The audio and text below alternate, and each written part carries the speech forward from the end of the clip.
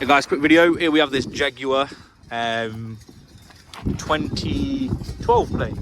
Yeah, I'll just talk to the customer. He doesn't want to be on camera. So yeah, it's 2012 plate Jaguar. Now, issue we had with this, or the customer had with this, is a performance restricted fault in the dash. When we scanned it with the auto just to see what the fault codes were, came up with a MAF sensor fault. Now, it's not always going to be the case. So what we've done is we've checked to make sure there's no splits in any pipes here, just because it was easy to get to. Also, we've hooked up the smoke machine. Now, I'll just stick that back on. So we have found the fault. There is a split pipe down there. Now, you can see where that smoke is channeling out from. There's actually a split just there.